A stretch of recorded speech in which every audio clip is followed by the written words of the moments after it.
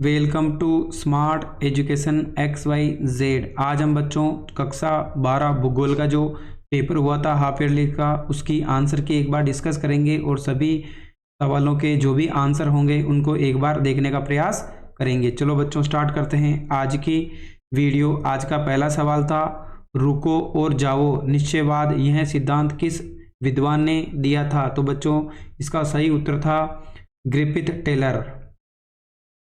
दूसरा है, मानव विकास का अर्थ है? तो बच्चों इसका सही उत्तर होगा ऑप्शन नंबर ब यानी विकासात्मक परिवर्तन।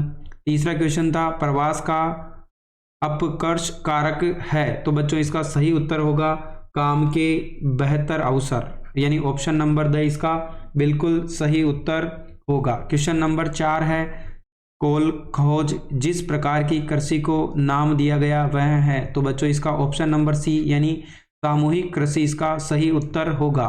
विनिर्माण उद्योग को किस क्षेत्र में सम्मिलित किया गया है? तो बच्चों इसको द्वितीयक क्षेत्र में सम्मिलित किया गया है, यानी जो ऑप्शन नंबर बी है इसका बिल्कुल सही उत्तर होगा।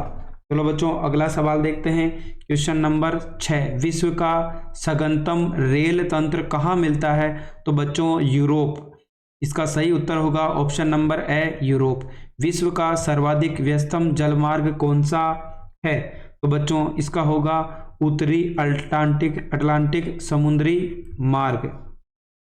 अगला है बच्चों, भारत का सर्वाधिक जनसंख्या घनत्व वाला राज्य है? तो बच्चों ऑप्शन नंबर द यानी बिहार इसका बिल्कुल सही उत्तर होगा।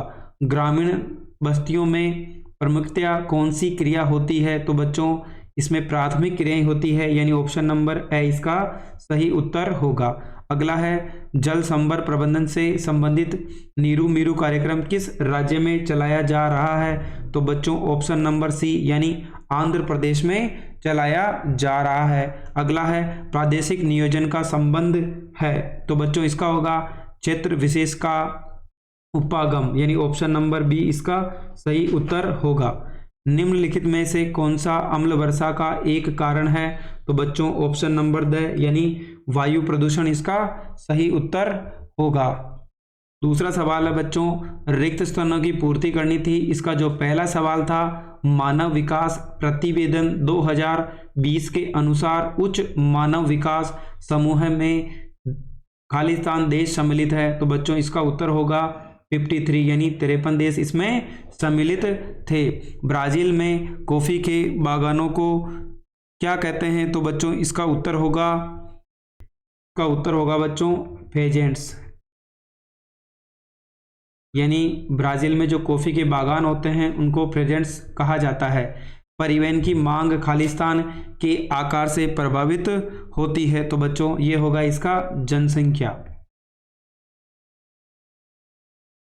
अगला है, खालिस्तान मार्ग रोम को चीन से जोड़ने वाली दूरी के व्यापार का प्रारंभिक उदाहरण है? तो बच्चों इसका होगा रेशम मार्ग। रेशम मार्ग रोम को चीन से जोड़ने वाली दूरी के व्यापार का प्रारंभिक उदाहरण है। भारतीय अगला है बच्चों, अरपारी पानी संसद कार्यक्रम राजस्थान के जिले में चलाया गया है? तो बच्चों ये राजस्थान का जो अलवर जिला है उसके अंदर चलाया गया है। भारतीय रेल प्रणाली को खालिस्तान मंडलों में विभाजित किया गया है? तो बच्चों 18 मंडलों में विभाजित किया गया है। खालिस्तान कार्यक्रम गंगा नदी की स्थिति में सुधार से संबंधित है? तो बच्चों इसका होगा नमामि गंगे इसका सही उत्तर होगा। नमामि गंगे कार्यक्रम गंगा नदी को सुधारने के लिए चलाया जा रहा है। अगला सवाल है बच्चों, जनसंख्या परिवर्तन के दो घटकों के नाम लिखिए। तो बच्चों इसके अंदर दो घटक हो जाएगा, एक तो जन्म दर और एक मृत्यु दर। पहला हो जाएगा जन्म दर, दूसरा हो जाएगा बच्चों इसके अंदर मृत्यु दर। अगला है, विश्व व्यापार संगठन क्या है? तो बच्चों व्यापार से जुड़े नियमों को तय करता है। ये क्या करता है बच्चों? व्यापार से जुड़े नियमों को तय करता है। नियमों को तय करता है। अगला क्वेश्चन है मानव बस्ती को परिभाषित कीजिए, यानी किसी भी तरह के घरों का समूह जहां लोग रहते हैं मानव बस्ती कहलाती है। तो इसका उत्तर हो जाएगा बच्चों किसी भी तरह के घरों का समूह है जहां लोग रहते हैं मानव बस्ती कहलाता है। भारत के विदेशी व्यापार की 2 विशेषताएं लिखिए। तो पहला हो जाएगा बच्चों आयात में परिवर्तन, पहला हो जाएगा आयात में परिवर्तन। दूसरा उत्तर होगा बच्चों इसका निर्यात में विविधता, दूसरा हो जाएगा निर्यात में विविधता। तो बच्चों भारत के विदेशी व्यापार की 2 विशेषताएं हैं, पहला है आयात में परिवर्तन और निर्यात में विविधता। ध्वनि प्रदूषण से आप क्या समझते हैं? तो बच्चों अवांछनीय ध्वनि जो मानव स्वास्थ्य, पर्यावरण और वन्य जीव को नुकसान पहुंचाती है। तो बच्चों इसका उत्तर होगा अवांछनीय ध्वनि जो मानव स्वास्थ्य, पर्यावरण व वन्य जीवों को नुकसान पहुंचाती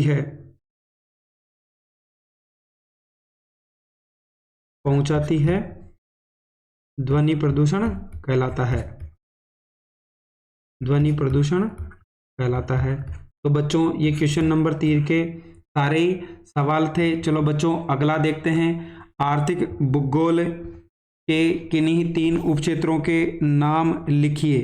तो बच्चों इसके 3 क्षेत्रों के नाम लिखने हैं। तो बच्चों इसके अंदर हमें 3 क्षेत्रों के नाम लिखने हैं। पहला क्षेत्र हो जाएगा बच्चों वाणिज्य भूगोल, पहला हो गया वाणिज्य भूगोल। दूसरा हो जाएगा विनिर्माण भूगोल,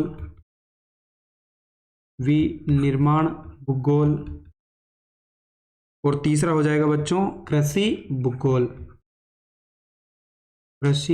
भूगोल।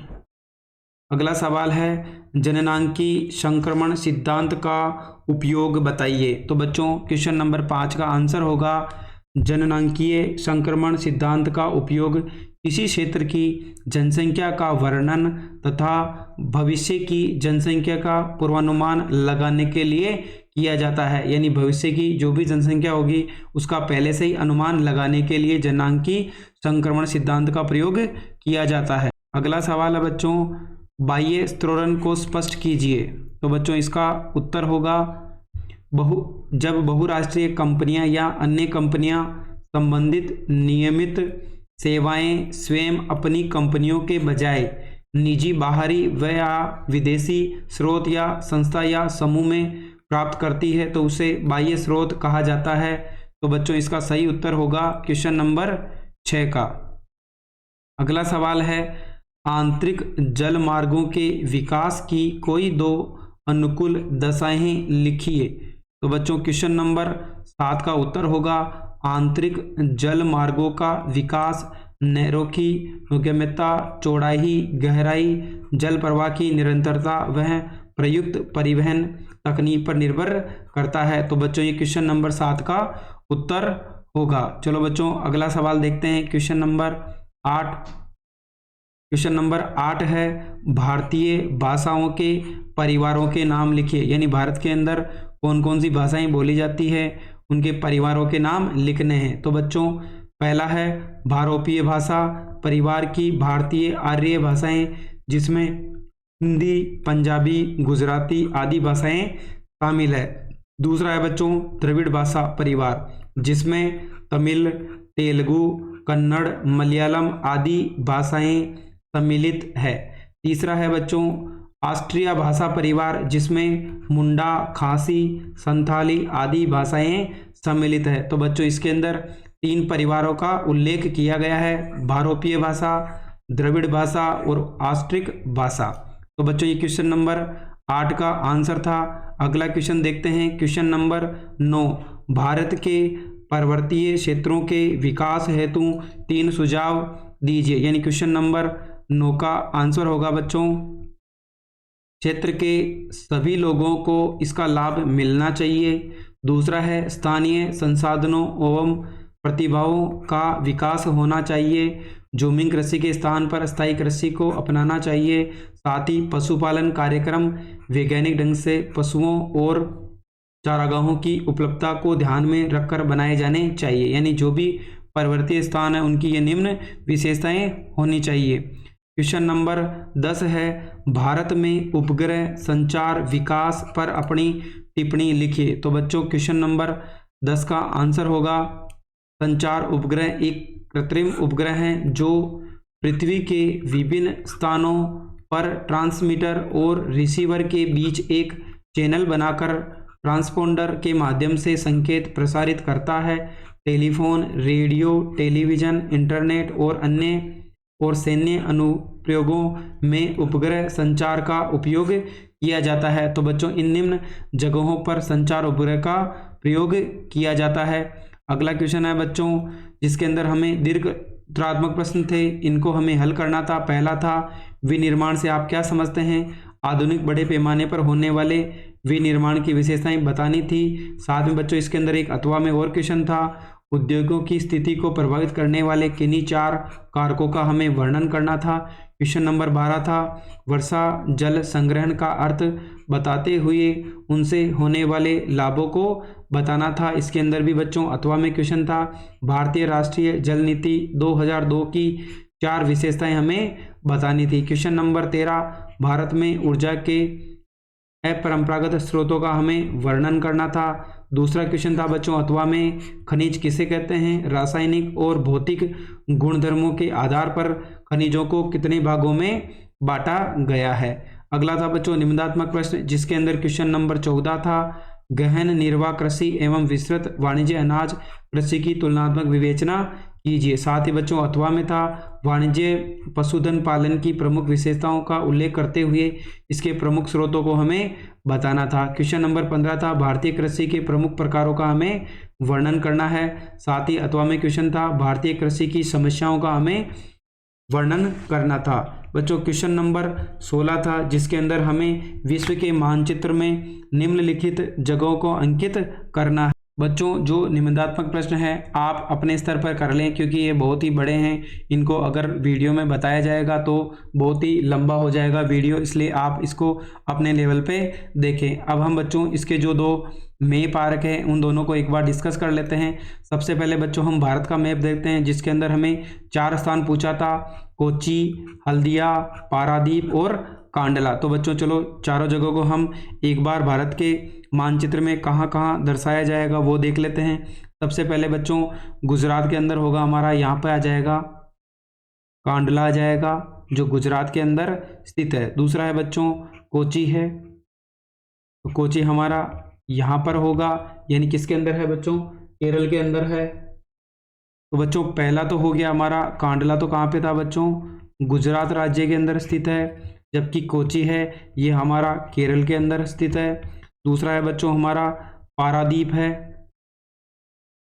दूसरा हो जाएगा हमारा पारादीप, और उसके बाद है बच्चों हल्दिया, ये तो हो गया हमारा पश्चिमी बंगाल के अंदर, हल्दिया हो जाएगा हमारा पश्चिमी बंगाल, और ये हो जाएगा बच्चों हमारा उड़ीसा के अंदर।